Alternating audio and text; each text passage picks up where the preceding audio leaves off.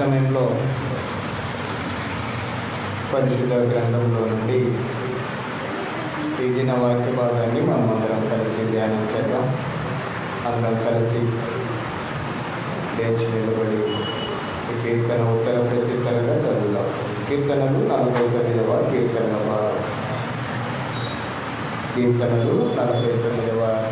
భాగం.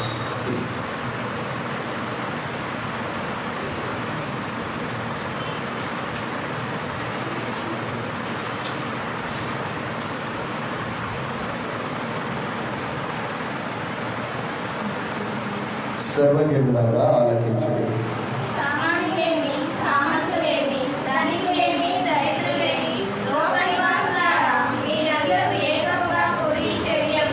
నా నోరు జ్ఞాన విషయములను పలుకును, నా హృదయ జ్ఞానము పూర్ణ వివేకమును కూర్చున్నదై ఉండదు.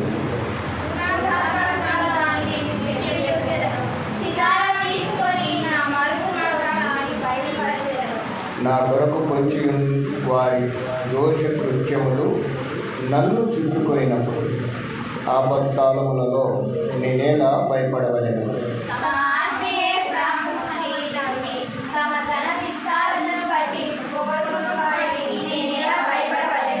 ఎవడును ఏ విధము చేతనైనను తన సహోదరుని విమోచింపలేడు.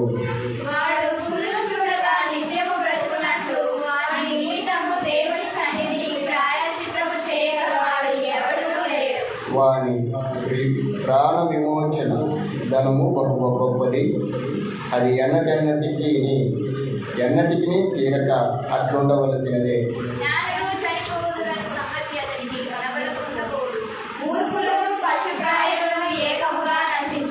వారు తమ ఆస్తిని ఇతరులకు విడిచిపెట్టుదురు, తమ ఇండ్లు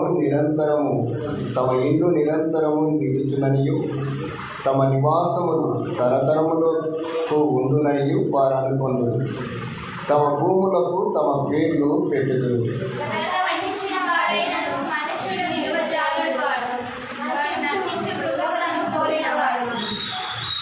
స్వాతిశయ పూర్ణులకును వారి నోటి మాటలను బట్టి వారిని అనుసరించి వారికి అందరికీ ఇదే గతి.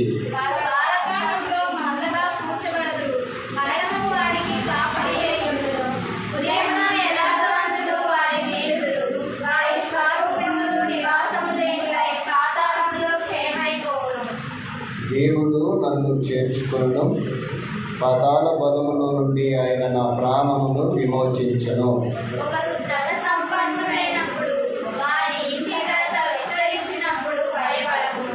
వాడు చనిపోవునప్పుడు ఏమియో కొనిపోడు, వాని ఘనత వాని వెంట దిగదు.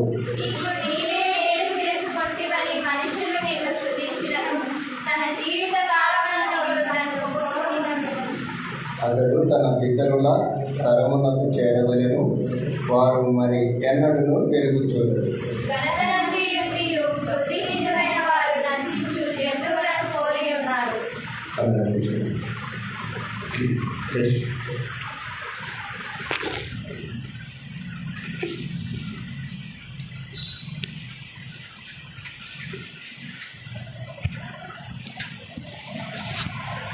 And let them be a light in the expanse of the heavens to give a light upon the earth. And it was so. James 1:15. सुनो संगरी प्रार्थना, देखो दीन प्रार्थना. सुनो संगरी प्रार्थना, देखो दीन प्रार्थना. కన్నులెత్తి ఆకాశం వైపు చూడధైర్యము చాలలేదు. కన్నులెత్తి ఆకాశం వైపు చూడధైర్యము చాలలేదు. పాపినైనందు కనికరించమనుచు సుంకరి ప్రార్థించను.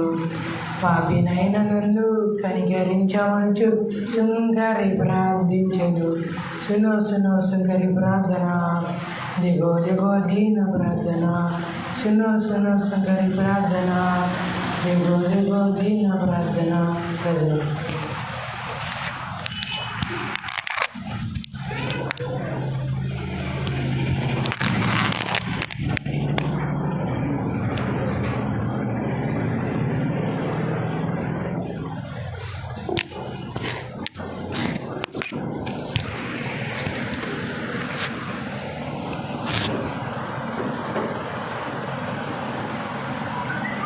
ప్రార్థన చేసుకున్నాం. అందరం తల వంచి ఈ దిన వాక్య ధ్యానం కొరకై దేవుడు మనందరితో మాట్లాడినాడున్నా మనము కలిసి ప్రాంతంలో ఏకీభవిద్దాం. పరిశుద్ధుడైన మా తండ్రి, పరలోకమందున్న మా దేవ, పరిశుద్ధుడా పరిశుద్ధుడా పరిశుద్ధుడా నీకు స్తోత్రములు అయ్యా, స్తుతులు నాయన. ఈ నూతన పునరుద్ధాన దినమందు ప్రత్యేకంగా ఈ నవంబరు మాసపు మొదటి ఆదివార క్రమంలోనికి మీ పిల్లలమైన మమ్మల్ని నడిపించినందుకై మీకు స్తుతులు స్తోత్రములు. గడిచిన అక్టోబరు నెల మాసం అంతటిలో కూడా మీ సహాయాన్ని మాకు ఇచ్చారయ్యా, స్తోత్ర. విపత్కర పరిస్థితుల నుండి మాకు క్షేమాన్ని ఇచ్చారు, అందుకు మీకు స్తుతులు నాయనా.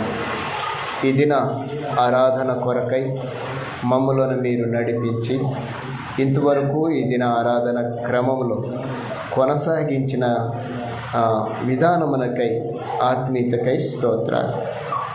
ప్రార్థనలోను, కీర్తనల పాటలోను, వాక్య పఠన ధ్యానములో మీరు మాతో ఉన్నారు. సండే స్కూల్ విభాగంలో కూడా మీరు తోడుగా ఉన్నందుకే మీకు స్తోత్రాలు. ఈ సమయం ముందు ప్రభువా, మీ మాటలు మేము వినాలి. మమ్మల్ని మీరు జ్ఞాపకం చేసుకునండి, మాతో మీరు మాట్లాడండి. మా మాటలకు మా యొక్క హృదయాల్లో మీ మాటలు మా హృదయంలో చేరునట్లుగా తెరవబడిన హృదయములు గలవారమై వినగలిగిన చెవులు, గ్రహింపు కలిగిన మనస్సుతో మీ వాక్యాన్ని అంగీకరించగలిగిన స్థితిని, ఆత్మీయతను, జ్ఞానాన్ని, జ్ఞాపక శక్తిని నాకు మాకందరికీ దయచేసి మీరు మాట్లాడమని, మమ్మలను బలపరచుమని, మమ్మలను ఈ వాక్యమును మీ దయగలిగిన హస్తాలకు సమర్పించుకుంటూ యేసుక్రీస్తు నామములో ప్రార్థిస్తున్నాను మా పరమ తండ్రి, ఆమేన్. మన పరమ తండ్రి అయిన దేవాతి దేవునికి నా యొక్క స్తుతులు స్తోత్రములు చెల్లిస్తూ ఉన్నాను.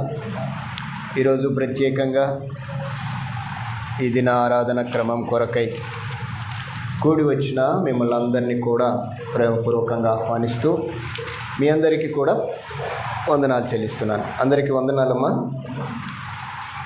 నవంబర్ మాసం వచ్చేసింది. ఈ నవంబర్ మాసంలో మొదటి పునరుద్ధాన దినమందు ఒక ప్రత్యేకమైన వాక్య భాగాన్ని మనము నేర్చుకోవటానికి ప్రయత్నం చేద్దాం. పరిశుద్ధ గ్రంథంలో ఈ దిన వాక్య భాగంలో ఒక వ్యక్తిని గురించి లేక ఒక గొప్ప భక్తుని గురించి మీతో మాట్లాడటానికి ఇష్టపడుతున్నాను. మీరు శ్రద్ధగా ఈ మాటలు వింటారని, వినిన మాటల్ని మీ గ్రంథాల్లో లేక మీ నోట్ పుస్తకాల్లో రాసుకుంటారని నేను ఆశపడుతున్నాను. ఈరోజు మనం చెప్పుకోబోయే ఆ గొప్ప భక్తుడు హిజ్కియాను గురించి మీరు చాలాసార్లు వినింటారు. అయితే కొంత క్షుణ్ణంగా లోతుగా అంటే మనం విన్నదానికంటే ఒక క్రొత్తగా కొన్ని విషయాల్ని హిజ్కియా గురించి మనము గ్రంథంలో నుండి ధ్యానం చేద్దాం. హిజ్కియాను గూర్చిన ప్రస్తావన పరిశుద్ధ గ్రంథంలో రాజులు 2వ గ్రంథము 16వ అధ్యాయం 20వ వచనం నుండి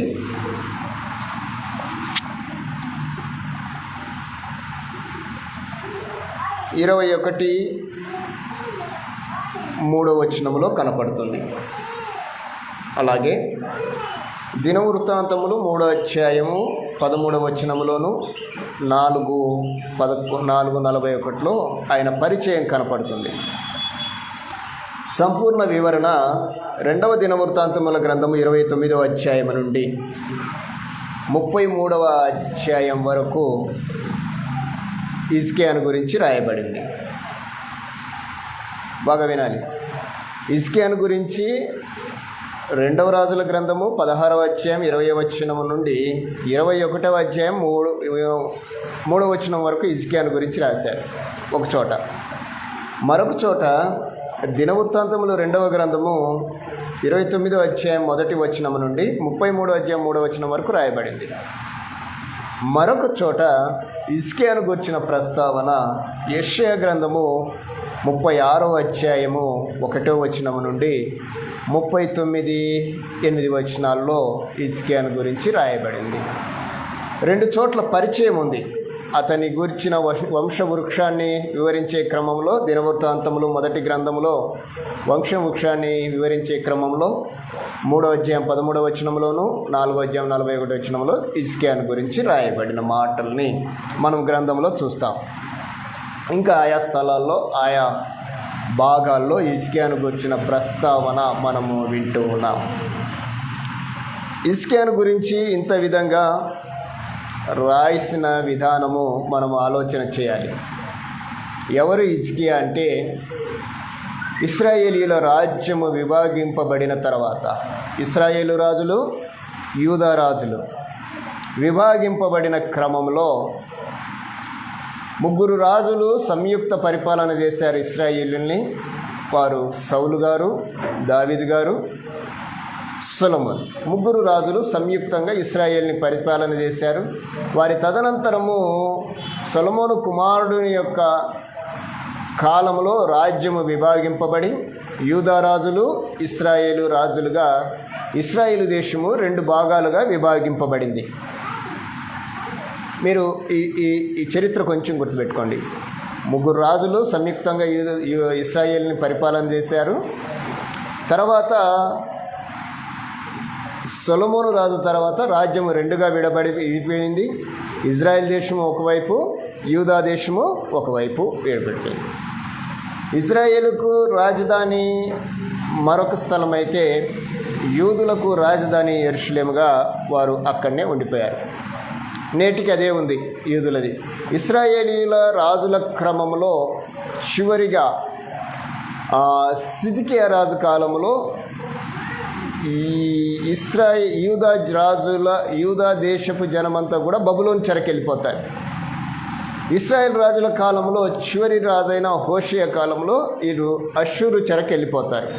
అష్షూరు చెరకు వెళ్ళిపోయిన వారు మరలా తిరిగి ఇజ్రాయెల్ దేశానికి కానీ యూదా దేశానికి కానీ రాలా. ఎక్కడికి వెళ్ళిపోయారో తెలియదు. చరిత్రలో మనకు అక్కడ కనపడుతుంది. ఆ రాజుల కాలంలో కొందరు అష్షూరు చెరకు వెళ్ళారు, కొందరు బబులోను చెరకు వెళ్ళారు. అష్షూరు చెర ఎక్కడ అంటే నినివే రాజధాని దగ్గరగా ఉన్న ఆ కాలం అష్షూరుది. బబులోను చెర అంటే మనకు తెలుసు. బబులోను ఆ రాజు నెబుకద్నెజర్ పరిపాలనలో దేవుడు అనుమతితో వారు అక్కడికి వెళ్ళిపోయారు. ఇది వారి చరిత్ర. తదుపరి మరలా బబులోను చెరకు వెళ్ళిన వారు మరలా యెరూషలేంకి వచ్చారు. యెరూషలేం నిర్మించుకున్నారు. అక్కడి నుంచి ఆయా గౌరవతరాల నుంచి చేతిపోయిన వారందరూ అక్కడి నుంచి వచ్చి అలాగా క్రమం కొనసాగించబడింది. ఆ క్రమంలోనే యేసుక్రీస్తు ప్రభు యెరూషలేం ప్రాంతంలో పుట్టాడు. ఈ లోక రక్షణ కొరకై చేయవలసిన కార్యాన్ని దేవుని చిత్తాన్ని బట్టి జరిగించాడు. ఇది రాజుల క్రమం. ఈ క్రమంలో నుండి ఒక రాజు, విడిపోయిన రాజులలో 13వ రాజు హిజ్కియా. ఈయన కాల పరిమితి దాదాపుగా 29 సంవత్సరాలు యూదులను పరిపాలన చేశాడు. ఈయన 715 క్రీస్తుకు పూర్వము 686-87 సంవత్సరాల్లో పరిపాలన కొనసాగించాడు. మేబీ 29 సంవత్సరాల పరిపాలన జరిగించాడు. ఈయన యూదులకు రాజుగా ఉన్నాడు. హిజ్కియా అనే పేరుకు అర్థం ఏంటంటే దేవుడు బలపరుస్తాడు అనే అర్థము హిజ్కియా పేరుకుంది. హిజ్కియా అనే పేరుకు అర్థం ఏంటంటే దేవుడు బలపరుస్తాడు. ఈయన యూదులకు రాజు, 13వ రాజు. హిజ్కియాకు మరొక పేరుంది. ఈయనకేం పేరు అంటే గొప్ప భక్తుడు అని రాశారు. అంటే మంచి భక్తుడు, అంటే దేవుని మీద నమ్మకం ఉంచినవాడు అని రాయబడింది. రైట్. 25వ సంవత్సరములో ఈయన రాజుగా పట్టాభిషేకం పొంది 29 సంవత్సరాలు రాజ్య పరిపాలన చేశాడు. 25వ సంవత్సరంలో రాజుగా పట్టాభిషేకం పొంది 29 సంవత్సరాలు రాజుగా చేశాడు. మేబీ 54లో అంటే రాజు వయసు 54 సంవత్సరాల్లో ఆయన మరణిస్తాడు. ఆయన తల్లిదండ్రుల పేరు వచ్చేసి, తండ్రి వచ్చేసి అహజు, ఆయన కూడా రాజే. ఆయన తల్లి వచ్చేసి అబియా, ఈమె జకరియా కుమార్తె. రైట్. తర్వాత ఈయన యొక్క గుణ లక్షణాల్లో అహజు రాజు పాలన ఎంత దుర్మార్గంగా ఉన్నదో, ఆ దుర్మార్గతను బట్టి కాక వాళ్ళ తండ్రికి విరోధంగా, వాళ్ళ తండ్రికి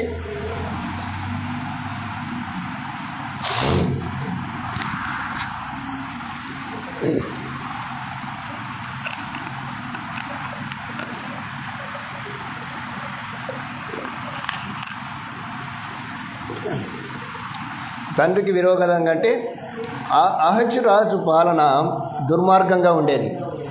ఒకసారి చదువుదాం. 28వ అధ్యాయం దినవృత్తాంతముల గ్రంథము 19వ వచనం ఒకసారి చదవండి.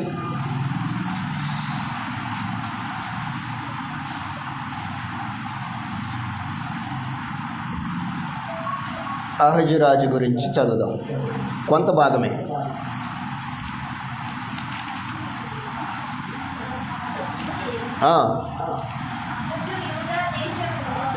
అహజు యూదా దేశమును దిగంబరినిగా చేసి యెహోవాకు ద్రోహము చేసి ఉండెను గనుక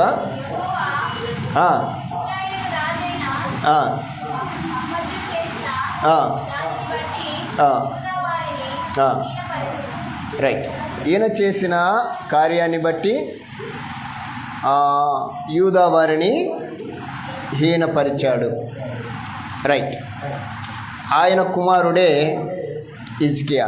ఆ హీనపరిచిన దాన్ని బట్టి ఏం ప్రతిఫలం పొందాడు వాళ్ళ తండ్రి అంటే 27వ వచనం.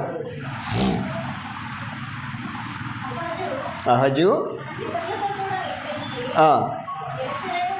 యెరూషలేము పట్టణమందు పాతి పెట్టబడిన కానీ ఇశ్రాయేలు రాజుల సమాధులకు అతడు తేబడలేదు.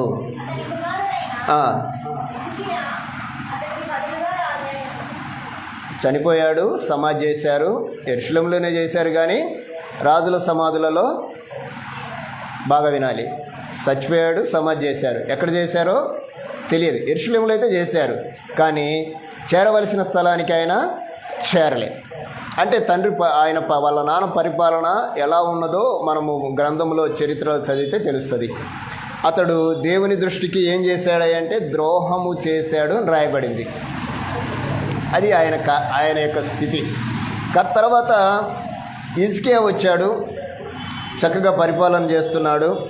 పరిపాలనలో ఎన్నో దైవికమైన కార్యక్రమాలు చేశాడు. దేవుణ్ణి ఆరాధించడానికి ఈయన ప్రారంభించాడు. చాలా చక్కటి కార్యక్రమాలు చేశాడు. దేవాలయ పరిపాలన విభాగాన్ని మంచిగా జరిగిస్తున్నాడు. దేవునికి నచ్చాడు. అంత మాత్రమే కాదు, యెరూషలేములో ఒక కొరత ఉంటే ఆ కొరతను హిజ్కియా తీర్చాడు. ఎలాగంటే నీటి కొలలను తవ్వించి ఒక సొరంగ మార్గం ద్వారా యెరూషలేములోనికి నీళ్లు రావటానికి ఒక మంచి ప్రణాళికను రావించి సొరంగాలను కొలలను అంటే నీటికి వారికి కావలసిన నీటిని సమృద్ధిగా వారికి అందించే విధంగా తన పరిపాలన కొనసాగించాడు.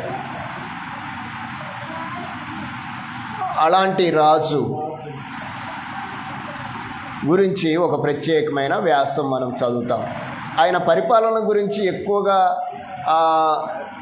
మాట్లాడకపోయినా ఆయనను గురించి, ఆయన భక్తిని గురించి యెషయా గారు ఒకంత క్లుప్తంగా మనకు అందించాడు. ఏమి అందించాడో మనము యెషయా గ్రంథంలో చూస్తాము, రాజుల గ్రంథంలో చూస్తాము. ఈయన గురించి ఎవరు చెప్పినా కానీ ఈయనకు దేవుడు ఒక శాసనాన్ని నియమించాడు. ఎవరికి? హిజ్కియాకి.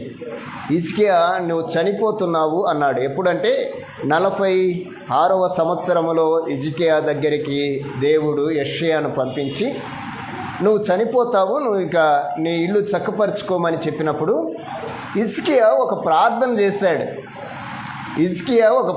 చేశాడు. ఎలాంటి ప్రార్థన అంటే కన్నీటి ప్రార్థన అనే విషయాన్ని మనం చూస్తాం. ఎలాంటి ప్రార్థన చేశాడు? కన్నీటి ప్రార్థన చేశాడు. ఎలాగ చేశాడో చూద్దాం. 2వ రాజుల గ్రంథము 20వ అధ్యాయం 5-6 వచనాలు చదువుదాం. 2వ రాజుల గ్రంథము 20వ అధ్యాయం 5-6 వచనాలు.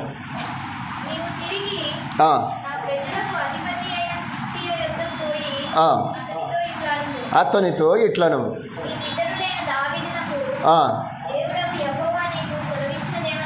దేవుడైన యెహోవా నీకు సెలవిచ్చినదేమనగా, నీవు కన్నీరు విడుచుట చూచితిని, నీ ప్రార్థన నేను అంగీకరించి ఉన్నాను, నేను నిన్ను బాగు చేసేదను. 3వ దినమున రైట్. హిజ్కియా చేసిన ప్రార్థన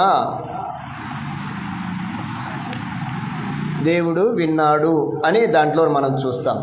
ఒకసారి నాతో చూడండి. దేవుడు ఒక శాసనాన్ని హిజ్కియా కొరకు సిద్ధపరిచాడు. ఏ శాసనము దేవుడు సిద్ధపరిచాడు? యెషయా గ్రంథంలోకి మనం వెళ్దాం. అలాగ మాట్లాడడానికి కారణం ఏంటి? 38వ అధ్యాయం. ఆ దినములలో హిజ్కియాకు మరణకరమైన రోగము కలుగగా ప్రవక్తయు ఆమోజు కుమారుడైన యెషయా అతని యొద్దకు వచ్చి, నీవు మరణమవుచున్నావు, బ్రవత్కవు గనుక నీవు నీ ఇల్లు చక్కబెట్టుకోమని యెహోవా సెలవిచ్చుచున్నాడని చెప్పగా, అతడు తన ముఖము గోడ తట్టు తిప్పుకొని, రైట్ అక్కడ తాగుదామమ్మా. యెహోవా ప్రవక్తతో రాజు దగ్గరికి పంపించాడు. ఎవరిని? యెషయా ప్రవక్తని. ఒక శాసనం. ఏం శాసనము? హిజ్కియాకు మరణ శాసనం సిద్ధపరచబడింది. సిద్ధపరచబడిన క్రమంలో యెషయా వెళ్ళి ఏం మాట్లాడుతున్నాడంటే, హిజ్కియా నువ్వు చనిపోబోతున్నావు, నువ్వు మరణమవుతున్నావు కనుక నీ ఇల్లు చక్కబెట్టుకోమని దేవుని దగ్గర నుండి ఒక ఆజ్ఞ జారీ అయింది కనుక నువ్వు నీ ఇంటిని చక్కబెరుచుకో అని చెప్పేసి వెళ్ళిపోతున్న వెంటనే హిజ్కియా ఏం చేశాడు అంటే, ఇప్పుడు చదవండమ్మా.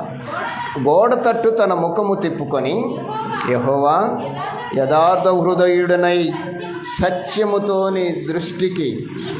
నీ సన్నిధిని నేనెట్లు నడుచుకుంటునో నీ దృష్టికి అనుకూలముగా సంతమును నేనెట్లు జరిగించుతునో కృపతో జ్ఞాపకము చేసుకొనుమని హిజ్కియా కన్నీళ్లు విడుచుచు యెహోవాను ప్రార్థింపగా.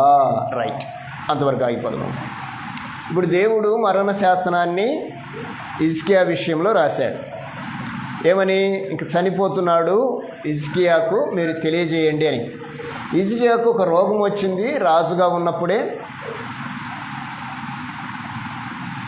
ఆ రోగములోనే చనిపోతాడని దేవుడు మాట్లాడితే వెంటనే ఆయన ప్రార్థన చేస్తున్నాడు.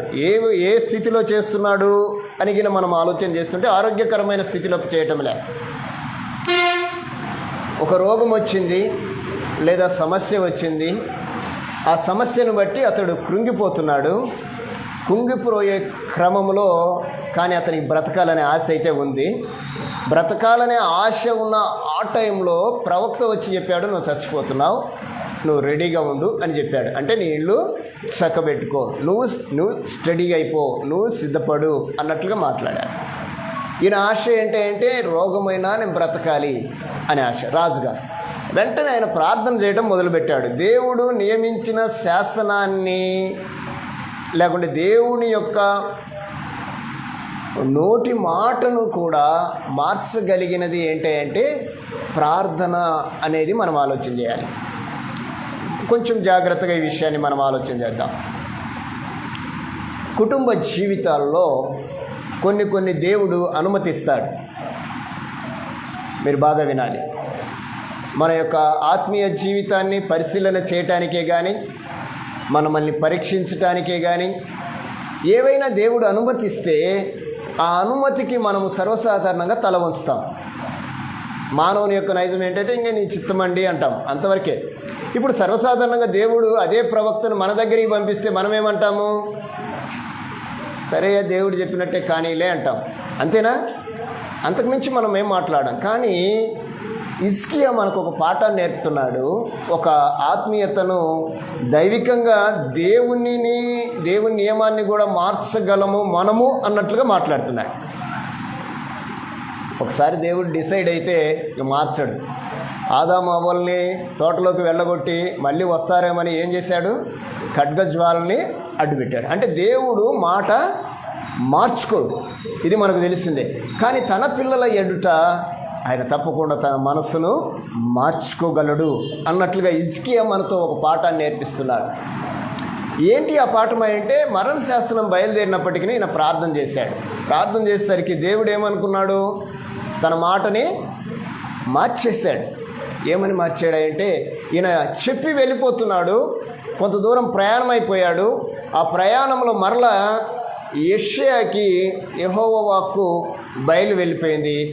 ఏమని చెప్తున్నాడు అంటే యెషయాకి, నువ్వు తిరిగి హిజ్కియా యొద్దకు వెళ్ళు, అతనితో ఇట్లనము,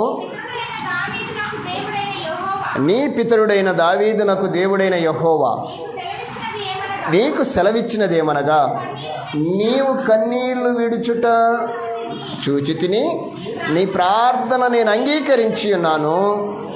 ఇక 15 సంవత్సరముల ఆయుష్ నీకు ఇచ్చేదను, మరియు ఈ పట్టణమును నేను కాపాడుచు నిన్నును నీ పట్టణమును అష్షూరు రాజు చేతిలో పడకుండా విడిపించెదను. వినాలి. హిజ్కియా యొక్క ప్రార్థన దేవుని యొక్క ఆజ్ఞను మార్చింది. ఏం నేర్చుకుంటున్నాం ఈ పాఠంలో? ప్రార్థన ఎంత శక్తివంతమైందో మనము ఒకసారి ఆలోచన చేయాలి. మనము రొటీన్గా చేసే ప్రార్థనలు ఉంటాయి, అవి ఖచ్చితంగా మనం చేస్తాం. ఇదేంటి అంటే మనకు అది క్రమం అయిపోయింది, అలవాటు అయిపోయింది. ఇప్పుడు దేవుడు ఈయన గురించి ఈరోజు మనతో మాట్లాడుతున్న ఈ ప్రార్థన రొటీన్ ప్రార్థన కాదు, ఆయన ఎప్పుడు చేసే ప్రార్థన కాదు. ఒక విపత్తు వచ్చినప్పుడు, లేకుంటే రోగం వచ్చింది, లేకుంటే మరణం వచ్చింది, ఆయనకు ముగింపు వచ్చింది. ఇంకా ముగింపులో ప్రార్థన చేస్తున్నాడు. ముగింపులో ఏమని ప్రార్థన చేస్తున్నాడు అంటే, తన యొక్క జీవితాన్ని దేవునికి చూపించడానికి ప్రయత్నం చేస్తున్నాడు. బాగా వినండి. అంటే తన యొక్క జీవితాన్ని, తన బ్రతుకుల దినాన్ని దేవుని దగ్గర తను ఎలాగో నడిచినడో ఆ నడిపింపును హిజ్కియా దేవునికి చూపించడానికి ప్రయత్నం చేస్తున్నాడు.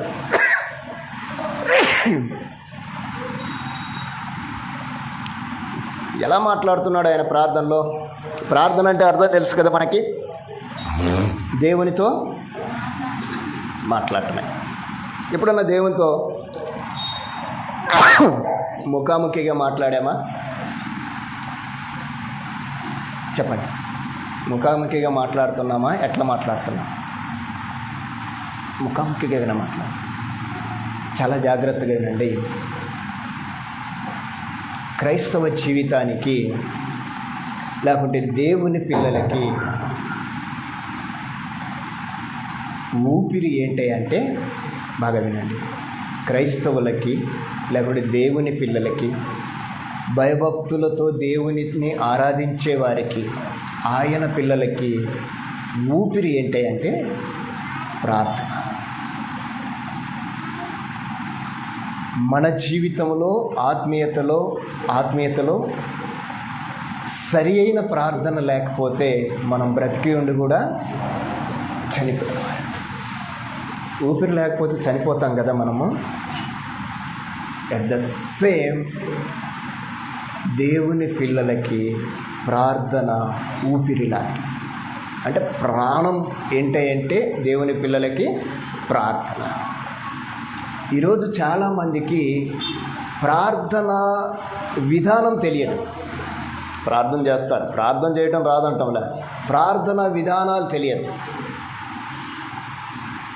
ఎలా చేయాలనో, ఎవరికి చేయాలనో బాగా వినండి అమ్మా, మీరు కొంచెం మనసు పెట్టండి.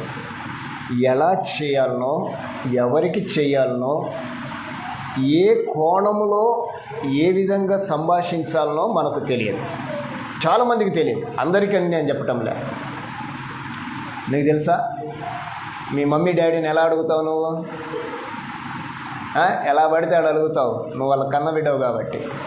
నిజంగా ఈరోజు దేవుని పిల్లలకి ప్రార్థన యొక్క విశిష్టత ఈరోజు చాలా వరకు తెలియదు. అంటే అర్థం ఏంటంటే దేవునితో మన సంభాషణ ఏ విధంగా చేయాలనో తెలియదు.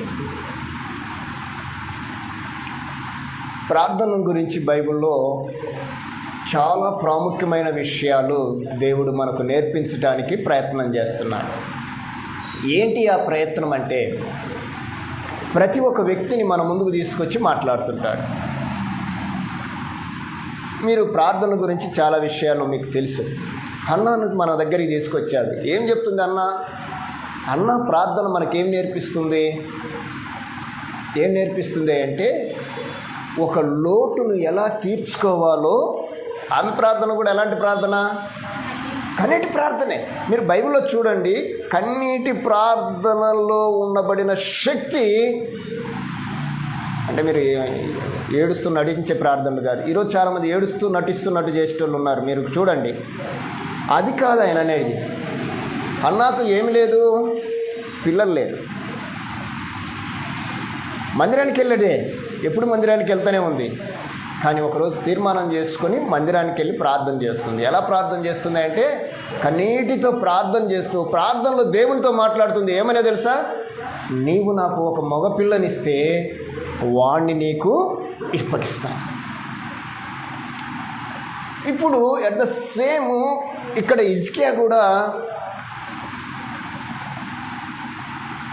తన మరణ పరిస్థితిని దేవుడు తనకు వర్తమానంగా తెలియజేస్తే, ఆ మరణ పరిస్థితిని ఆయన చూడకుండా దేవునితో మాట్లాడుతున్నాడు. ఎలా అంటే, ఆయన గోడ వైపు తన ముఖము త్రిప్పుకొని. బాగా వినాలి. చాలామంది కుటుంబంగా ప్రార్థన చేసుకుంటాం. మనకు అలవాటే, కుటుంబంగా అందరం కూర్చొని ప్రార్థన చేస్తాం.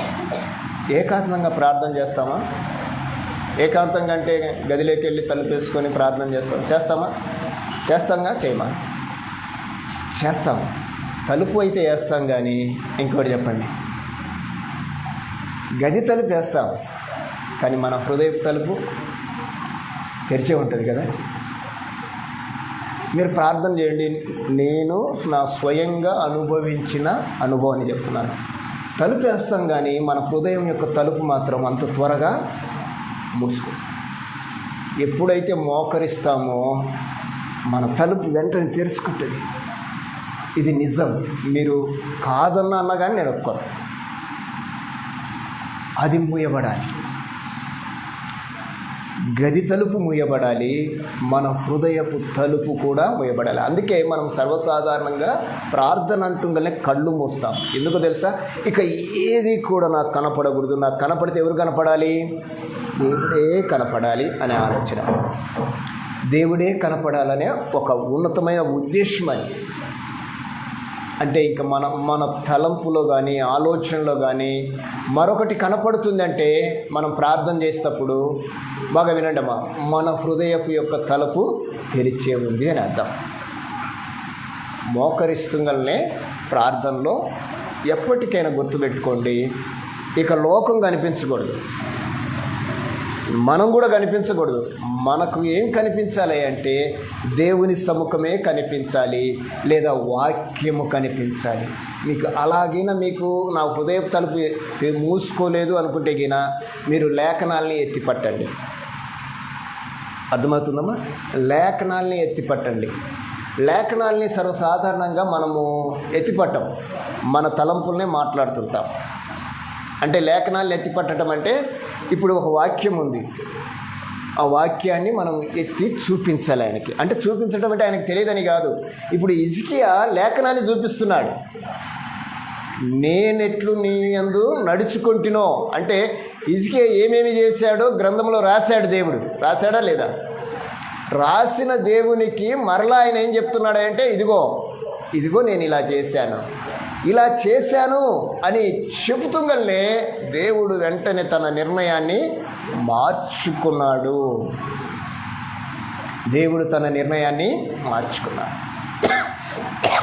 పిల్లరా, మీరు గమనించండి, బైబిల్లో అనేకమైన ప్రార్థనలు మనం చూస్తాం. దేవునితో ముఖాముఖిగా మాట్లాడి ఫలితాన్ని పొందుకున్న ప్రార్థన. అబ్రహాం ప్రార్థన చేశాడు. దేనికోసమో? సంతానం కోసం ప్రార్థన చేశాడు. అసలు ఆయనకు ఎన్ని రోజులు పరీక్ష పెట్టాడంటే పరీక్ష పెట్టాల్సినంతసేపు పెట్టాడు. దేవుడికి ప్రార్థన చేశాడు. ఆయన కూడా కన్నీరు విడుస్తూనే ప్రార్థన చేశాడు. మోషే ప్రార్థన చేశాడు. ఏలియా ప్రార్థన చేశాడు. అన్న ప్రార్థన చేసింది. ఎస్తేరు ప్రార్థన. వీళ్ళందరూ కూడా వీళ్ళ ప్రార్థనలో ఈక్వల్ ఏంటంటే కామన్ ఏంటంటే కన్నీరు విడుచుతూ ప్రార్థన చేశారు.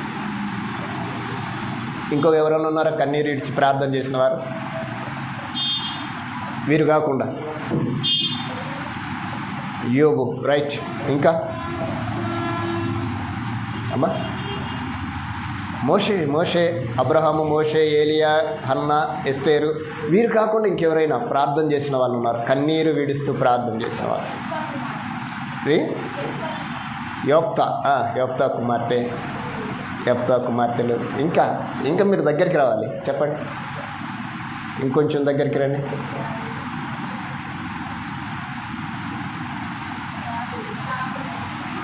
దావీదు చేశాడు. ఇంకా అమ్మా దానియేలు చేశాడు. ఇంకా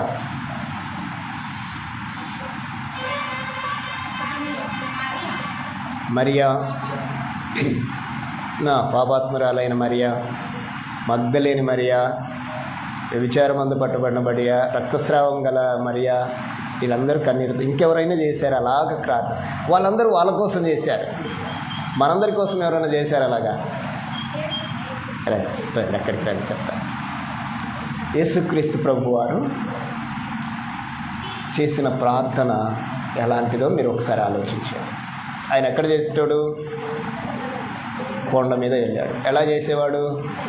ఒంటరిగా చేసేవాడు. ఎలా చేసేవాడు? మోకరించి ఆయన ప్రార్థన చేస్తూ ఉంటే ఒక సందర్భం ఉంది. ఏంటో చెప్పండి. ఆయన కన్నీళ్ళు విడిచాడో ఏం విడిచాడో చెప్పాలి. ఆయన కన్నీరు విడుస్తూ ఉంటే ఆ కన్నీరు ఎలా మారింది అంటే రక్తపు బిందువులుగా మారి. మీకు ఒక విషయాన్ని చెప్తాను. యేసు ప్రభు వారి యొక్క రక్తము దాదాపుగా సగము గెస్సెమనే తోటలో కాచాడు. ఎలాగంటే తన కన్నీటి ప్రార్థన. ఈరోజు నువ్వు నేను ఒకంత ఆనందంగా ధైర్యంగా జీవిస్తున్నామంటే ఆ ప్రార్థనే ఇప్పటికీ మనల్ని ఆ కోణంలో నడిపిస్తుంది. ఇంతమంది కన్నీటి ప్రార్థన చేశారు కదా, వారు ఏం పొందుకున్నారో అది దేవుడు వారికి ఇచ్చేశాడు కదా. ఇప్పుడు మన ప్రార్థనలు ఎలా ఉన్నాయి అని అడగటానికి హిజ్కియా ఈరోజు వచ్చాడు. నెంబర్ 1, హిజ్కియా ఎలాంటి వాడయ్యా అంటే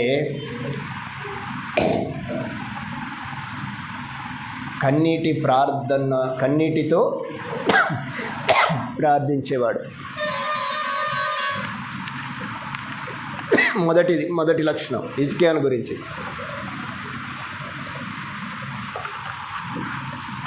కొన్ని విషయాలు మీకు చూపించి నేను మనం ఆ స్థితిలో ముందు రావడానికి నేను కొన్ని విషయాలు మీతో మాట్లాడతాను.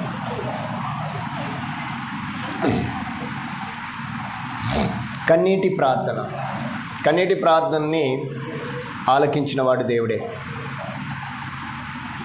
మొదటి లక్షణము హిజ్కియాలో ఉన్నది ఏంటంటే కన్నీటి ప్రార్థనతో దేవుని కొరకు ప్రార్థించాడు.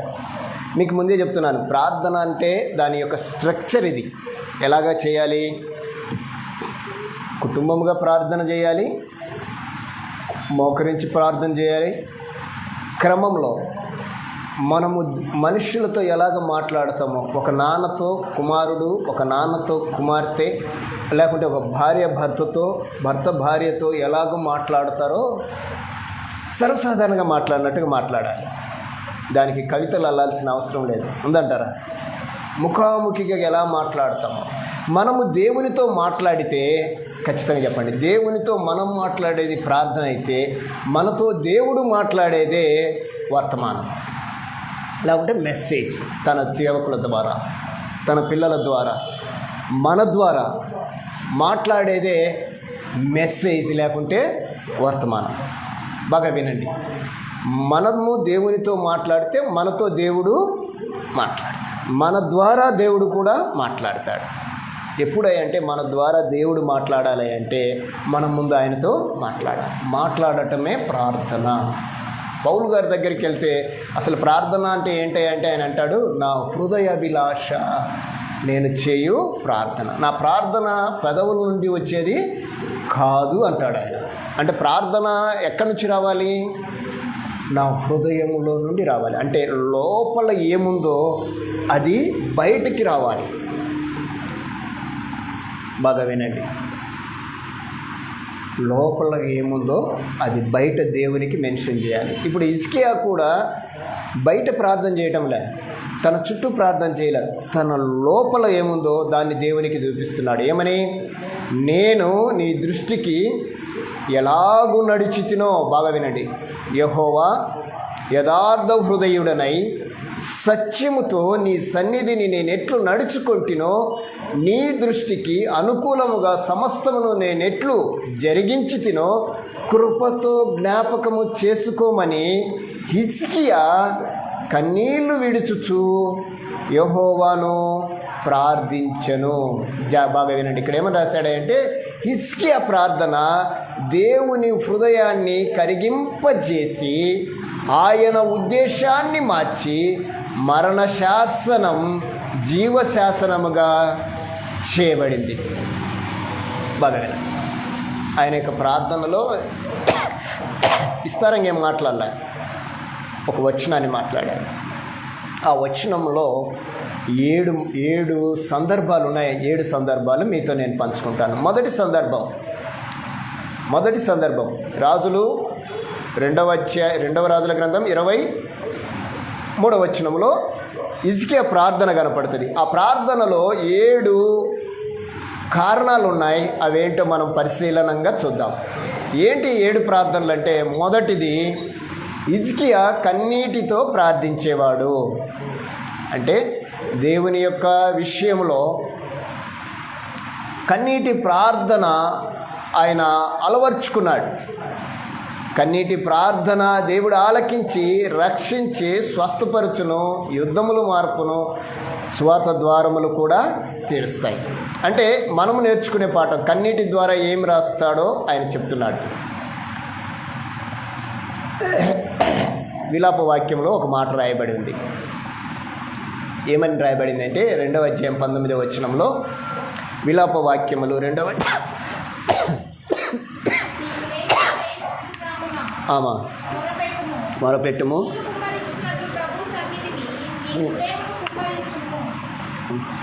చెప్పండి మళ్ళీ ఒకసారి చదువమ్మా. అది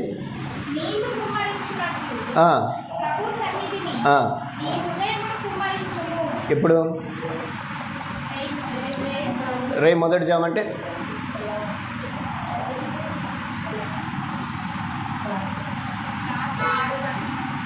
కరెక్ట్. రేయి మొదటి జామంటే రాత్రి ఎప్పుడు స్టార్ట్ అవుతుందో అప్పుడు నీ హృదయమును ఎలాగా దేవునితో మాట్లాడాలి, ఎలాగ ప్రార్థన చేయాలి అంటే దేవుని మాట నీతో నాతో చెప్తుంది. కుటుంబ ప్రార్థన పెట్టుకుంటాం కదమ్మా. ఎప్పుడు పెట్టుకుంటాము? ఫస్ట్ సేవ్ అంటే మొత్తము 4 జాములు. మొదటి జాము, 2వ జాము, నడి జాము, తెల్లవారుజాము. అంటే 4 జాములు అంటే ఒక రాత్రికి 12 గంటలు. జాము అంటే 3 గంటల సమయం. అంటే 6 to 9, 9 to 12, 12 to 3, 3 to 6. బాగా వినండి. జాము అంటే 3 గంటలు. ఒక రేత్రికి ఎన్ని జాములు అంటే 4 జాములు. ఈ 4 జాములు మొదటి జాము, రెండవ జాము, తర్వాత మధ్యరేత్రి జాము, అలాగనే తెల్లవారుజాము అంటే ఎప్పుడు అనుకుంటున్నారు అమ్మా? తెల్లవారుజాము ఎప్పుడు? 3 నుంచి 6. ఇది మర్చిపోకండి. తెల్లవారుజాము అంటే 6 గంటలు కాదు, 5 గంటలు అసలు కాదు, 4 గంటలు కూడా కాదు, 3 గంటలు. 3 నుంచి 6 తెల్లవారుజాము. నడిజాము అంటే 12 నుండి 3 వరకు నడిజాము, రెండవ జాము, మొదటి జాము. ఇక్కడ ఈయన ఏమని మాట్లాడుతున్నాడు అంటే మొదటి జామున మొరపెట్టుము. ఎలా మొరపెట్టమంటున్నాడు?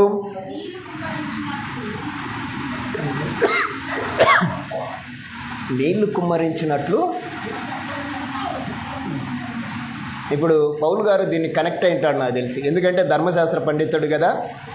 ఈ ధర్మశాస్త్ర పండితుడు ఆయన చెప్తున్నాడు, ప్రార్థన అంటే నేను పెదవులతో చేయను, నా హృదయ అభిలాష. రోమిలకు రాసిన పత్రిక 10:1 ఆ మాట ఉంటుంది మీకు.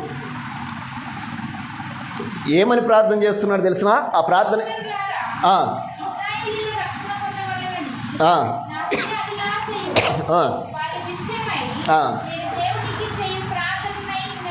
ఎవరి రక్షణ కొరకు ప్రార్థిస్తున్నాడు ఈయన? అంటే ఇశ్రాయేలీయులకి ఏం లేదు? గట్టిగా చెప్పండి. అసలు ఇశ్రాయేలీయులు ఎవరు? దేవుని ప్రజలే కదా. దేవుని జనాంగానికి ఏం లేదంటున్నాడు ఆయన. నిజమేనా? ఈరోజు నేను ఒక మాట అంటాను, క్రైస్తవులకి సరైన ప్రార్థన తెలియదు అంటాను. ఆ రోజు ఇశ్రాయేలుకు యేసుప్రభు వచ్చిన తర్వాత చెప్పిన మాట అది. యేసుప్రభు రాకముందు చెప్పలే. యేసుప్రభు వచ్చిన తర్వాత రక్షణ వచ్చింది. ఆ రక్షణ సువార్తను ఆయన ప్రకటిస్తున్నాడు. ఆ రక్షణ సువార్తను ఎవరు అంగీకరించడం లేదంటే ఇశ్రాయేలీలే అంగీకరించలే. అందుకు ఆయన ప్రార్థన చేస్తున్నాడు, ప్రభువా నా హృదయాభిలాష ఏంటో తెలుసా? ఇశ్రాయేలీలు రక్షణ పొందాలి. నేను దేవునికి చేసే ప్రార్థనని రోమీలతో మాట్లాడుతున్నాడు. రోమా సంఘంలో ఆయన మాట్లాడుతున్న మాటను మనం ఆలోచన చేస్తే ఏంటి అంత ధైర్యమా? అసలు రోమా సామ్రాజ్యంలో మాట్లాడటం అనేది అంత ఆషామాషి కాని విషయమైనప్పటికీ ఆయన లేఖ రాస్తూ మాట్లాడుతున్నాడు, వారు రక్షణ పొందాలి అంటే అందరూ రక్షణ పొందాలనే ఆలోచనతో ఆయన చేసిన మాట. ఆ మాటలను బట్టి ఆయన ఏమంటున్నాడు అంటే ప్రార్థనల గురించి ప్రస్తావిస్తూ నా హృదయాభిలాష నేను దేవునికి చేసే ప్రార్థన. ఇక్కడ ఈ భక్తుడు ఈయన ఎవరో తెలుసా? ఈ రాసిన ఆయన ఎవరో తెలుసమ్మా? విలాప వాక్యం రాసిన ఆయన ఎవరు? ఆ విలాప వాక్యం రాసిన ప్రవక్త ఎవరు? ప్రవక్తే కదా రాసింది. మీకు నోట్ చేయడానికి ఒక మాట చెప్తాను, నోట్ చేసుకోండి.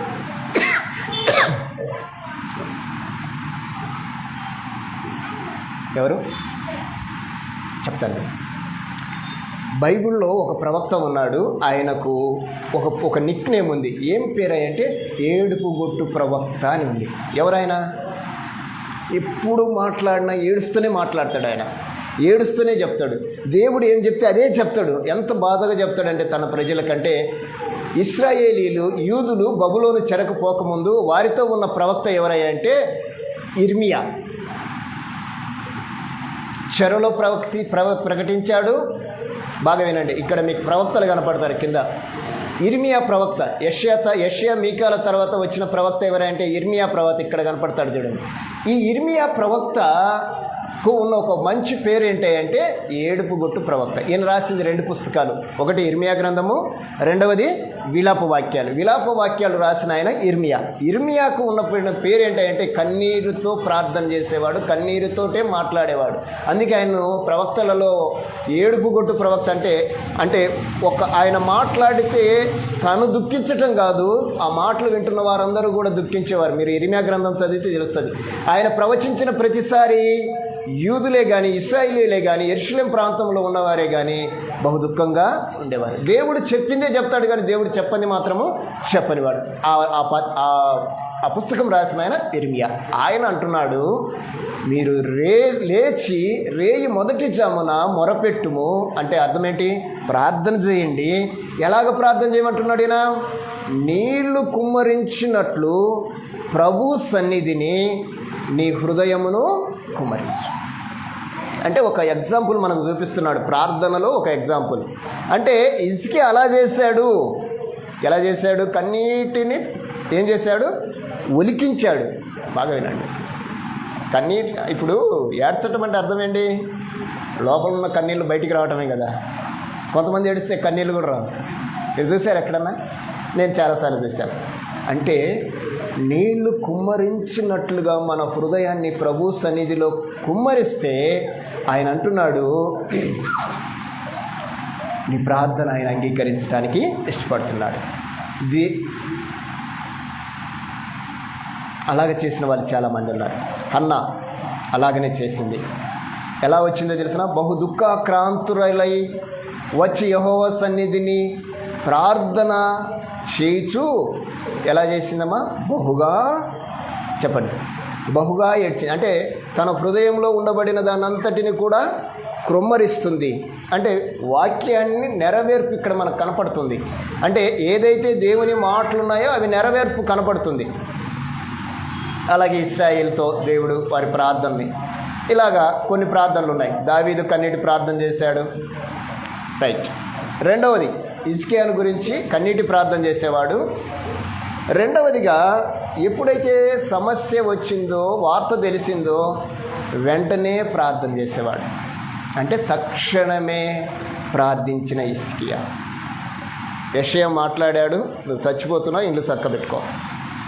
వెంటనే రాయబడింది. వెంటనే ఆయన గోడ తప్పు తన మురుకము తిరుపుకొని, సర్వసాధారణంగా సమస్య వచ్చిన వెంటనే ఏమాత్రము కూడా ఆయన ఆలస్యము చేయలేదు. నేను ఒక చిన్న మాట నేను చెప్తాను. మనకు జ్వరం వచ్చింది, మనం మొదట ఏం చేస్తాం చెప్పండి? జ్వరం వస్తే మనం మొదట ఏం చేస్తాం చెప్పండి అమ్మా, చెప్పండి. మనం చేసేది చెప్పండి, ఏం తప్పేముంది?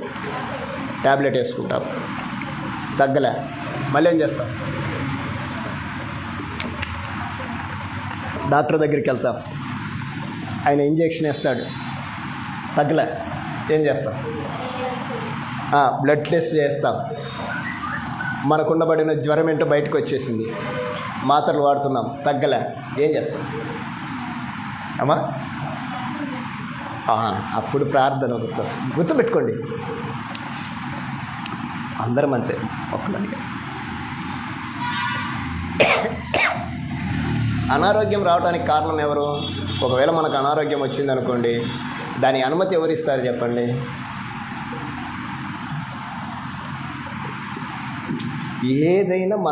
ఏదైనా ఒక సమస్యను వస్తే ఆ సమస్యకు అనుమతి ఎవరిది? ఇప్పుడు దేవుని పిల్లలం మనకు ఒక సమస్య వచ్చింది, దాని అనుమతి లేకుండా వస్తుందా? అనుమతి తీసుకొని వస్తుందా? ఇప్పుడు జ్వరం వచ్చిందంటే ఇప్పుడు మనం గబిక్కిన అనేది ఎక్కడ తడిచామంటాం కదా, అవునా కాదు? ఇప్పుడు పిల్లలకి జ్వరం వచ్చింది అనుకోండి, ఏమంటాం? ఎక్కడ తడిచారు? నిన్న తడిచావుగా, అందుకు జ్వరం వచ్చిందంటాం. ప్రతిదీ కూడా దేవుని పిల్లలకు అనుమతితోటే వస్తుంది. అది ఎవరి అనుమతి అంటే ఆయన అనుమతి. ఆ అనుమతి అది రావటానికి గల కారణం దేవుడు ఏం చేస్తాడంటే, వీళ్ళకి జ్వరం వస్తే ఏం చేస్తారా అని చూస్తాడు. మనం ఏం చేస్తామంటే ముందు మాత్ర వేస్తాం, తగ్గకపోతే డాక్టర్ దగ్గరికి వెళ్తాం, ఇంకా తగ్గకపోతే బ్లడ్ టెస్ట్ చేయిస్తాం, ఇంకా తగ్గలేదు అనుకున్నప్పుడు ప్రార్థన చేస్తాం. కానీ హిజ్కియా అలా చేయలే. ఏదైనా సమస్య తెలిసినప్పుడు, అది జ్వరమనే కాదు, కుటుంబంలో ఏదైనా సరే మనకు వచ్చింది అని తెలిసిన వెంటనే ప్రార్థన చేయాలి. మొదటిది కన్నీటితో ప్రార్థన చేయాలి. సమస్య వచ్చినప్పుడే వెంటనే చేయాలి. ఇప్పుడు మనకు ఎన్ని అవసరాలు లేవు, వాటన్నిటి కోసం మనం ప్రార్థన చేయాలి, రైట్. మూడవది, ఆరోగ్య విషయంలో తను ప్రార్థన చేశాడు, అలాగే చాలామంది చేశారు, రైట్. మూడవది, ఎలా ప్రార్థన చేశాడు సమస్యను? అమ్మా ఎలా చేశాడు చెప్పండి? ఏకాంతంగా. ఎవరు చేశారు? పాస్టర్ గారు చేశారా? అమ్మ వినండి, పాస్టర్ గారు చేశారా? జ్వరం వస్తే ఎవరు వేసుకోవాలి మాత్ర? చెప్పారంటే మీరు. మనం ప్రార్థన చేయాలి, ఏకాంతంగా చేయాలి. హిజ్కియా అదే చేశాడు. అంటే హిజ్కియా ఏం చెప్పాలో చెప్పండి మీరు? హిజ్కియాకు ఎవరు చెప్పారు మరణం వస్తుందని? ఎవరు చెప్పారమ్మా మరణము మీకు వస్తుందని? యెషయా చెప్పిండు. ఇప్పుడు ప్రార్థన చేయమని ఎవరు చెప్పాలి? హిజ్కియా ఎవరికి చెప్పాలి చెప్పండి? యెషయాకు చెప్పాలి. మీరు బాగా వినండి. ఎందుకంటే ఆ రోజు ఏమి దేవునికి సందేశం పంపించాలన్నా, దేవుని సందేశం మన దగ్గరికి రావాలన్నా, దేవునికిని ఇశ్రాయేలీలకి కానీ ప్రజలకి కానీ మధ్యలో ఎవరు ఉంటారా అంటే ప్రవక్త ఉంటాడు. ఇప్పుడు ఈ సమస్యను తీర్చాలి అంటే హిజ్కియా ఏం చేయాలి అంటే వెంటనే యెషయాకు చెప్పాలి. యెషయా అయ్యా నా కోసం నువ్వు ప్రార్థన చేయమని చెప్పాలి. అవునా కాదా? అంతే కదా. ఇప్పుడు కూడా చాలామంది చాలా స్థలాలకి ప్రార్థనకి వెళ్ళిన తర్వాత ఎవరితోటి ప్రార్థన చేయించుకుంటారు చెప్పండి? ఎవరు చేస్తే మన నమ్మకం మన మీద కాదు అమ్మ. మన నమ్మకం ఎవరి మీద చెప్పండి? మీరే చెప్పాలి. ఎవరి మీద? సేవకుని మీద ఉంటుంది. అవునా కాదా? యేసు ప్రభు ఎందుకు మరి నీ విశ్వాసమే అంటే మనకు విశ్వాసం లేదని మనము డైరెక్ట్గా చెప్తున్నామా? సేవకుని బాధ్యత. సేవకుడు చేయకూడదని కాదు, సేవకునితో చేయించుకోకూడదని కూడా కాదు. బాగా వినండి. నెంబర్ 1, ఫస్ట్ ఆఫ్ ఆల్ మనమే ప్రార్థన చేసుకోవాలి. సేవకుడు చేయాలి, సేవకుని బాధ్యత అదే. కానీ సేవకునితో ప్రార్థన చేసుకునే చాలామంది వారు చేసుకోరు. మీరు పెద్ద పెద్ద మీటింగ్లకు వెళ్ళి చూడండి, వాళ్ళు ప్రార్థన చేసుకోరు అస్సలు. ఇది నిజమమ్మా, మీరు నమ్మినా నమ్మకపోయినా ఇది వాస్తవం. వాళ్ళ నమ్మకం ఏంటంటే అయ్యగారు ప్రార్థన చేస్తే తగ్గుతుంది అనుకుంటారు. కానీ నిజమైన దైవిక మన భక్తి అలాంటిది కాదు. ఏకాంతంగా మనం ప్రార్థన చేసుకోవాలి. అంటే మూడవది ఏంటంటే ఏకాంతంగా ప్రార్థన చేయాలి. నేను చెప్పాను ఏకాంతంగా అంటే ఎలాగనో మీకు చెప్పాను. గదిలోకి వెళ్ళి తలుపేసి తర్వాత ఇంకేమేయాలి? మన హృదయాన్ని, మన కాన్సన్ట్రేషన్ అంతా కూడా దేవుణ్ణే చూడాలి తప్ప మరొకటి మనకు వినిపించకూడదు, ప్లస్ కనిపించకూడదు. మనం ఆయనతో మాట్లాడుతున్నాము అదే గుర్తుండాలి మనకి. సర్వసాధారణంగా మనం మోకరిస్తుంగలనే మన చుట్టూ ఏమైతే ఉన్నాయో అవన్నీ వినపడుతూనే ఉంటాయి మనకి. మీరు 100% ఇది నిజం. కానీ వాటిని మనం లెక్క చేయకుండా ఒక్కసారి అలాగా వినపడినప్పుడు ఒకటే సూత్రం, వాక్యాన్ని ఎత్తిపట్టడమే. లేఖనాల్ని ప్రభువుకి చూపించగలగటమే. అంటే మనం లేఖనాల్ని మనం దేవుని దగ్గరికి తీసుకెళ్ళాలి. అయ్యా నువ్వు ప్రార్థన చేస్తే, ఇదిగో సమస్య ఉన్నప్పుడు ప్రార్థన చేస్తే నన్ను కాపాడుతానన్నావు కదా, మీరు శోధనలో ప్రవేశించుకుంటున్నట్లు ప్రార్థన చేయండి అన్నారు కదయ్యా అని మనం ప్రార్థనను ఎత్తి చూపించాలి. అంటే వాక్యాన్ని ఎత్తి చూపించాలి. ఎందుకంటే ప్రార్థన చేస్తున్నాము అంటే మొదట భయం ఎవరికో చెప్పమంటారా? మనం ప్రార్థన చేస్తామంటే భయం ఎవరికో తెలుసా? అపవాదికి. వాడే మనల్ని డిస్టర్బ్ చేసేవాడు ఎవడంటే వాడే. మనం అనుకుంటాం ఆ పుల్లమ్మో ఎల్లమ్మో మల్లమ్మో ఈ రోడ్డు వెంబడి పోయేటియో ఇవి అనుకుంటాం. కాదు. మనము కరెక్ట్గా మన కాన్సన్ట్రేషన్ ఉన్నప్పుడే వాడు టపాని ఏదో ఒక శబ్దం చేస్తాడు. ఆటోమేటిక్గా ఇక్కడున్న ఈ ఏకాగ్రత అటుపక్కకు మల్లుతుంది. కానీ మనం వాక్యం ఎత్తిపట్టామనుకోండి, ఏమన్నా పిడుగులు బన్ని మనకు వినిపించదు. ఇది సూత్రం అన్నమాట. అంటే వాక్యము ఎత్తిపట్టి చేయగలిగే అనుభవంలోకి మనం రావాలి. అంటే మనం మాట్లాడేది ఎవరితోటి? దేవునితోటే, వాక్యముతోటే. వాక్యమైన ఆయనతోటే మాట్లాడుతున్నాము. అది రావాలి, ఏకాంతంగా చేయాలి. రైట్. 4వది ఏకాంతంగా ఎలా చేయాలంట? ఇదిగమ్మా, యథార్థ హృదయముతో ప్రార్థించాలి. హిజ్కియా ఇది చేశాడు. ఎలాగ చేశాడు? యథార్థ హృదయముతో చేశాడు. అంటే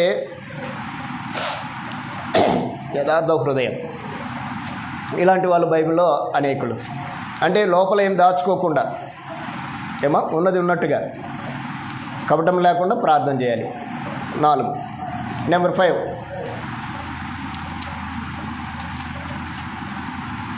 సత్యమును అనుసరించి ప్రార్థన చేయాలి. సత్యమును అనుసరించి. సత్యం అంటే ఇప్పుడు చెప్పాను కదా మీకు. ఏంటి సత్యము? ఏంటి సత్యం అంటే ఏంటమ్మా? యోహాను సువార్త 17:17. ఏంటి సత్యము చెప్పండి. యోహాను సువార్త 17:17 వచ్చిన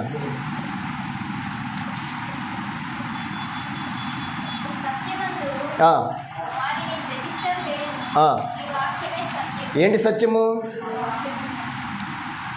ఈయన ఏమని ప్రార్థన చేశాడు? సత్యముతో నీ సన్నిధిని నేను ఎట్లు నడుచుకుంటునో. అంటే ఈయన ఎలాగ చేస్తున్నాడు? ఆయన ఎక్కడ కూడా వాక్యాన్ని మీరలేదు అని మాట్లాడుతున్నాడు. ఇక్కడ చూడండి, సత్యము అనగా వాక్యము, ఆ వాక్యమే సత్యము. అంటే సత్యాన్ని అనుసరించే జీవితము హిజ్కియాకు ఉంది గనుక వెంటనే ఆయన ప్రార్థన అంగీకరించబడింది అని మనము చూడొచ్చు. సత్యం లేని ప్రార్థనలు ఈరోజు, అంటే వాక్యము తెలియదు, వాక్యము లేని ప్రార్థనలు, అంటే వాక్య క్రమము లేని ప్రార్థనలు మనములో ఉండకూడదు, అలాగా మనము చేయకూడదు అని అర్థం. తర్వాత ఇంకొక పాయింట్ బాగా వినండి. ఇక్కడ 6వ పాయింట్ చాలా ప్రాముఖ్యమైనది. దేవుని దృష్టికి అనుకూలముగా జరిగించి ప్రార్థించిన హిజ్కియా. బాగా వినండి. దేవుడు రాజుగా ఆయన్ను ఎన్నుకున్నాడు. ఎవరిని? హిజ్కియాను.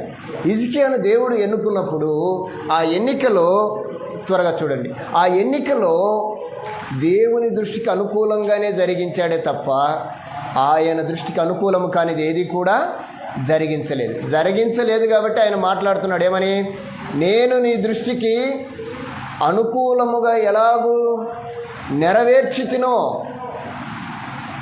అనుకూలముగా జరిగించి ప్రార్థించిన హిజ్కియా. దేవుని దృష్టికి మనం అనుకూలంగా ఉండాలి. ఆయన మాటను మనము అంగీకరించే వారిగా ఉండాలి. ఆయన ఆజ్ఞకు లోబడేవారిగా ఉండాలి. ఎందుకంటే సర్వసాధారణంగా మనము దేవునికి అనుకూలంగా ఇతరులను మాదిరికరంగా జీవించడంలో క్రైస్తవులకు ఎంతో అవసరం. దేవుని దృష్టిలో మన జీవితం ఎలా ఉంది, మన ప్రవర్తన ఎలా ఆయన దృష్టికి అంగీకారంగా ఉందా లేదని మనము ఆలోచన చేయాలి. చివరిగా 7వ పాయింట్, చాలా పాయింట్.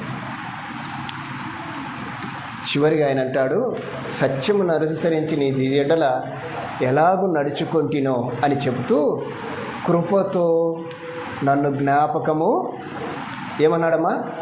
కృపతో నన్ను జ్ఞాపకము చేసుకో. దేవుని కృప కొరకు ప్రార్థించిన హిజ్కియా. నెంబర్ 7 ఏంటంటే దేవుని కృప కొరకు ప్రార్థించిన హిజ్కియా. అంటే హిజ్కియా ప్రార్థనలో 7 భాగాలు ఉన్నాయి. ఆ 7 భాగాలు ఏంటి అంటే, నెంబర్ 1 మొదటిది ఏంటమ్మా? కన్నీటితో ప్రార్థించాలి. రెండవది వెంటనే ప్రార్థన చేయాలి. మూడవది ఏకాంతంగా ప్రార్థన చేయాలి. 4 యథార్థ హృదయముతో ప్రార్థన చేయాలి. 5 సత్యమును అనుసరించి ప్రార్థన చేయాలి. 6 దేవుని దృష్టికి అనుకూలముగా జరిగించి ప్రార్థన చేయాలి. అంటే దేవుని దృష్టికి మనం ఎలా ఉండాలంట? అనుకూలం అంటే ఆయన అంగీకరించేటట్లుగా ఉండాలి, అలాగ ప్రార్థన చేయాలి. తర్వాత దేవుని కృప కొరకు ప్రార్థన చేయాలి. ఏంటి కృప అంటే? కృప అంటే ఏంటమ్మా? చాలామంది అదే అడుగుతారు. మిమ్మల్ని గుర్తుపెట్టుకోండి, అర్హత లేనివాడు అర్హునిగా ఎంచబడటమే కృప. అర్హత లేకపోయినా మనల్ని అర్హునిగా చేయబడటమే కృప. మీరు ఈ విషయాన్ని మీరు అందరూ జ్ఞాపకం చేసుకోండి. రైట్, ముగింపులోకి నేను వస్తున్నాను. ప్రస్తుత కాలంలో, ప్రస్తుత యుగంలో ఈ ధనార్జన లేకుంటే ధన సంబంధమైన లేకుంటే పాప ప్రపంచంలో మనుషులను నింపి ప్రార్థన చేయకుండా వారి హృదయాల్లో సాతాను తిష్టవేసుకొచ్చున్నారు. బాగా వినండి, ఈ చివరి మాటలు వినండి ఒకసారి, ముగింపు మాటలు. ఈ వర్షన్ ఒకసారి మీరు కూడా చదవండి. ఎలా ఉన్నాయంటే, ప్రస్తుత పరిస్థితులు ఎలా ఉన్నాయంటే, ధనార్జన, డబ్బు కోసము ప్రాకులాడటం, పాపం కోసము ఆశలతో పరిగెత్తటం, వీటితోటి మనుషులను నింపేశాడు ఎవరు? సాతాను. ఈరోజు లోకులను కాదు, దేవుని ఎరగని వారిని కాదు, దేవుని పిల్లలను దీనితో వాడు నింపేసి ఏం చేశాడంటే, వారిని ప్రార్థన చేయనీయకుండా వారి హృదయాల్లో తిష్టవేసి కూర్చున్నాడు. అందుకే ఈరోజు లేకుంటే ఈనాడు మందిరాల్లో ఆరాధన పేరుతో, బాగా వినండి అమ్మా, ఆరాధన పేరుతో ఏం జరుగుతుంది అంటే అరుపులు, కేకలు, చెవులు పగిలేలా సంగీత వాయిద్యాల పాటల హోరే కానీ ప్రార్థనా వరము ముచ్చటకైనా వినపడుతుందంటారా? ప్రార్థన అనేది మీకు తెలుసో తెలియదో, నేను ప్రారంభంలో ఆల్ నైట్ ప్రేయర్ పెట్టేవాడిని. మనమే దానికి ఎగ్జాంపుల్. ఇప్పుడు ఆల్ నైట్ ప్రేయర్ లేదు, తెలుసు. అంటే మనం దేనికి దూరం అయిపోతున్నామంటే ప్రార్థనకు దూరం అయిపోతున్నాం. అంటే చాలా చోట్ల అలాగనే జరుగుతుంది. కానీ ఈరోజు దేవుడు మనతో మాట్లాడుతున్నట్టున్నాడు. అంటే ప్రార్థనను ఆలకించేవాడు అని పేరు కలిగిన మన దేవుడు హిజ్కియా లాంటి ప్రార్థన పరుల కోసం చూస్తున్నాడంట. ఇది మీరు అండర్లైన్ చేసుకోండి. ప్రార్థన ఆలకించువాడు అని పేరు కలిగిన దేవుడు ఎలాంటి వారి కోసం చూస్తున్నాడంటే హిజ్కియా లాంటి ప్రార్థన పరుల కోసం చూస్తున్నాడంట. సాతాను వాక్యం చదవనిస్తాడు, బోధించనిస్తాడు, సంఘ కార్యకలాపాలు చేయనిస్తాడు, కానీ ప్రార్థన మాత్రము ఆటంకపరుస్తాడు. ఎందుకు? ప్రార్థనకు దేవుడు కార్యాలు చేస్తాడు కాబట్టి. యేసు నామమున విశ్వాసముంచి చిన్న బిడ్డల వంటి విశ్వాసముతో ప్రభువును ప్రార్థిస్తే సాతాను వణుకుతాడు కాబట్టి.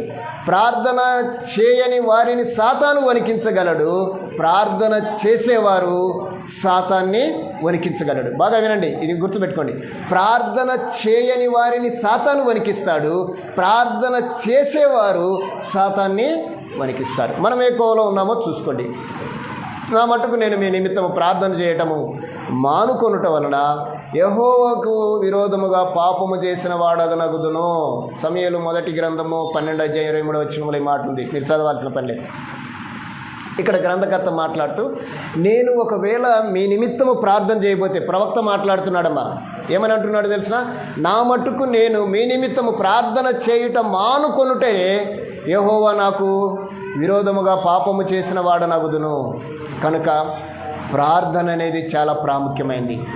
మన కొరకు యేసు తండ్రి కుడిపార్శ్వమున కూర్చుండి ప్రార్థిస్తున్నాడు. మనము మన కోసము, తప్పిపోయిన మన బిడ్డల కోసము, భార్యాభర్తల కోసము, పొరుగు వారి కోసము, చదువు వారి కోసము, జ్ఞానము, ఆరోగ్యము, ఆర్థికము, సామర్థ్యము, నశించుతున్న ఆత్మల ఎదుగుదల కోసము, సంఘ విస్తరణ కోసము, దేవుని సంఘ విస్తరణ కోసము మనం ప్రార్థన చేయగలమా, చేయలేమా? అమ్మా, ఇక్కడ ఒక ప్రశ్న. అలాంటి వారిగా ప్రార్థన చేయగలమా లేదా? చేస్తామా, చేయలేమా? రైట్, చేయగలం. అయితే ఇక్కడ అంటున్నాడు, ప్రియవిడ్లారా, ఇకనైనా హిజ్కియాను మాదిరిగా ఏకాంత హృదయంతో, సత్యముతో దేవుని సన్నిధి నడుచుకొంచు, ఆయన దృష్టికి అనుకూలముగా సమస్తము జరిగించుచు మన హృదయాలను సిద్ధపరచుకొని ఎలా ప్రార్థన చేద్దాం? కన్నీటి ప్రార్థన చేద్దాం. ఖచ్చితంగా ప్రభు తన కృపతో నిన్ను సకలాశీర్వాదములతో దీవించగలడు. అట్టి కృప దేవుడు నీకు, నాకు, మనకు సమృద్ధిగా అనుగ్రహించునుగాక. అని మీకు అర్థమైంది అనుకుంటాను. ప్రార్థనలో చాలా ప్రాముఖ్యమైనది. చక్కగా విన్న మీ అందరికీ నా యొక్క ప్రత్యేకమైన వందనాలు చెల్లిస్తున్నాను. దయచేసి ఇలాగ ట్రై చేయండి. దేవుడు మన కొరకు ఈరోజు మనతో మాట్లాడాడు. ఆ మాటలు మనము మన జీవితాల్లో నెరవేర్చుకుంటాము.